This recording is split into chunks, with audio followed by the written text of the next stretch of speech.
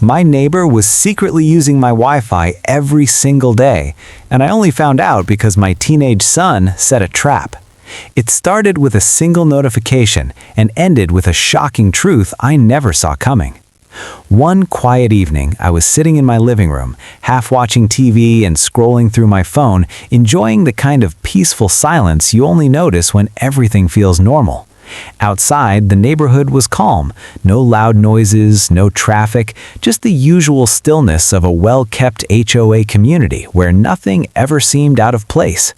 Then suddenly, my internet slowed to a crawl. At first, I didn't think much of it. Maybe it was just one of those random outages or a temporary glitch. It happens, right? I refreshed the page once, twice, but nothing loaded. Even my messages stopped sending. That's when the irritation kicked in.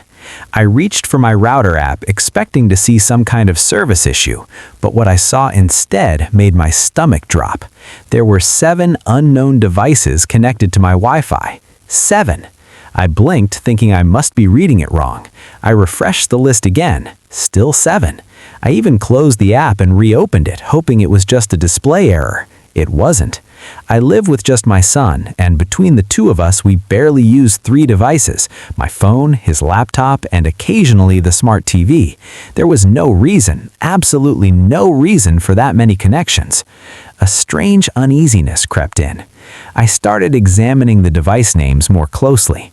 Some were labeled with generic names like Android device or unknown user, while others had completely blank or hidden identifiers. It felt deliberate, like whoever was connected didn't want to be recognized. My heart started beating faster. That's when the thought hit me. Slow at first, then all at once. Was someone stealing my Wi-Fi? I looked around the house instinctively, as if I'd catch someone hiding in the corner. Of course, there was no one. Everything was locked. Everything was normal. But it didn't feel normal anymore. Still, I tried to rationalize it. Maybe it was a glitch. Maybe the router hadn't updated properly. I mean, who would actually do something like that in a quiet, rule-following HOA neighborhood? This wasn't the kind of place where people crossed boundaries like that, or so I thought. Trying to shake off the discomfort, I quickly changed the Wi-Fi password, making it something strong and impossible to guess. Then I disconnected all the unknown devices and double-checked that only our personal devices remained. For a moment, everything looked fine again. I placed my phone down, telling myself it was nothing serious, just a weird technical issue, nothing more.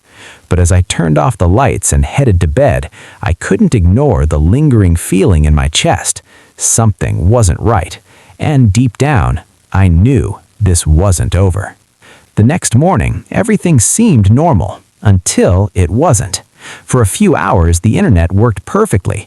I even checked the router once just to reassure myself. Only our devices were connected. No strange names, no hidden users. It felt like maybe I had overreacted the night before. But by the afternoon, the same problem returned. The connection slowed down again, pages wouldn't load, videos kept buffering, and even simple apps took forever to respond. That uneasy feeling crept back instantly. With a sinking feeling, I opened the router app once more, and there they were, unknown devices, back again. My heart dropped. I stared at the screen, trying to process what I was seeing. I had changed the password to something strong, something no one could guess. I had disconnected every suspicious device, so how were they back? This wasn't a glitch anymore. This was real.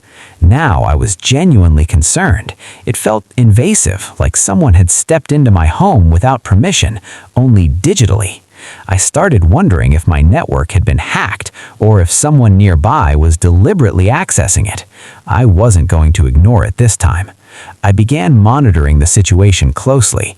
Every time I noticed the connection slowing down, I would immediately check the router and remove the unknown devices.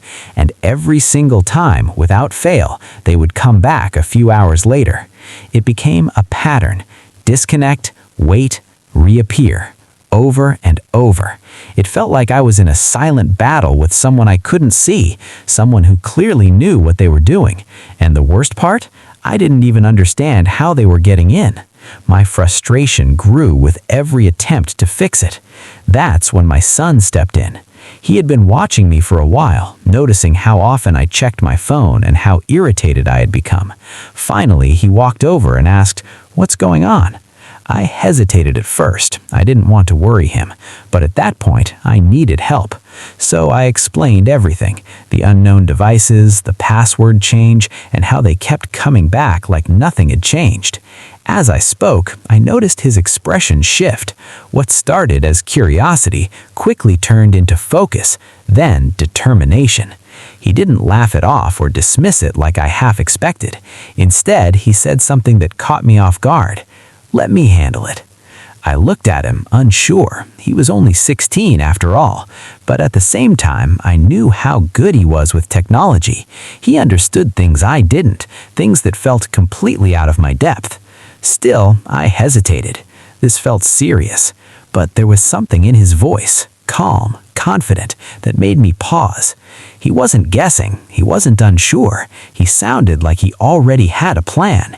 So, after a moment, I nodded. "Okay," I said quietly, and just like that, I handed the situation over to him. Little did I know, he was about to uncover something far more shocking than I ever imagined. That evening, my son sat down with his laptop and got to work. There was no hesitation, no second guessing, just quiet focus. The glow of the screen lit up his face as he opened different programs and tools I didn't even recognize. I stood nearby for a moment, watching, but it quickly became clear that this was a world far beyond my understanding. He didn't just change the password again. That would have been too simple and clearly ineffective. Instead, he started digging deeper. He monitored the network traffic in real time, carefully observing how devices connected and disconnected. He tracked activity patterns, noted timestamps, and even set up alerts to notify him whenever a new device tried to join the network. It all felt incredibly advanced, almost like something out of a movie. I asked him once what exactly he was doing, but he just smiled slightly and said, "I'm watching them." Watching them. The way he said it sent a chill down my spine. Within just a few hours, he began to notice something strange. The unknown devices weren't connecting randomly throughout the day like I had assumed. There was a pattern, clear and consistent. "Look at this," he said, turning the laptop toward me. I saw a list of connection logs, all neatly organized. Most of the unknown devices connected at the same time every day, around 6 p.m. Not 5:55, not 6:10, almost exactly 6 p.m. That wasn't coincidence. That was routine. It meant whoever was doing this had a schedule, a habit, maybe even a daily routine they followed without thinking twice. And then my son did something that changed everything. He began tracking the signal source. At first, I didn't even realize that was possible, but slowly, as he explained it in simple terms, I understood. He wasn't just seeing what was connecting, he was figuring out where it was coming from. Minutes passed in silence. The tension in the room grew heavier. Then he leaned back slightly, his eyes narrowing. "They're close," he said. "How close?" I asked, my voice barely above a whisper. He looked at me. "Next door close." For a moment, I couldn't process what he had just said. Next door? Our neighbor? It didn't make sense. This wasn't just any neighbor. This was someone who always waved when passing by, who kept their lawn perfectly trimmed, who showed up to every HOA meeting and spoke about rules, respect, and community values, the kind of person everyone trusted without question. But the evidence on that screen didn't lie. The timing, the signals, the repeated access, it all pointed in one direction. Still, suspicion wasn't enough. We needed proof, real, undeniable proof.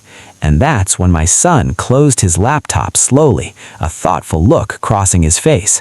"I have an idea," he said. "What kind of idea?" I asked, feeling both nervous and curious. He looked at me with a calm, confident expression. "A trap." And in that moment, I knew whatever happened next was going to reveal the truth once and for all. The next morning, my son didn't waste any time. Instead of rushing into confrontation or making another password change, he stayed calm and methodical. That afternoon, he logged into the router settings again and did something unexpected. He renamed our Wi-Fi network, but not to something normal. He changed it to "Stop using my Wi-Fi, I can see you." When I saw it, I couldn't help but feel a mix of anxiety and disbelief. It felt bold, almost risky, like we were sending a direct message into the dark, not knowing who or what would respond. "Are you sure about this?" I asked. He nodded, completely unfazed. If they're watching for the network, they'll see it. And so, we waited. The hours passed slowly. Every small sound felt louder. Every glance at the clock felt heavier. By the time evening approached, the tension in the house was almost unbearable. Then it happened. 6 p.m., right on time. We both stared at the screen as the router app refreshed. One unknown device connected, then another, and then another, just like every other day. But this time, something was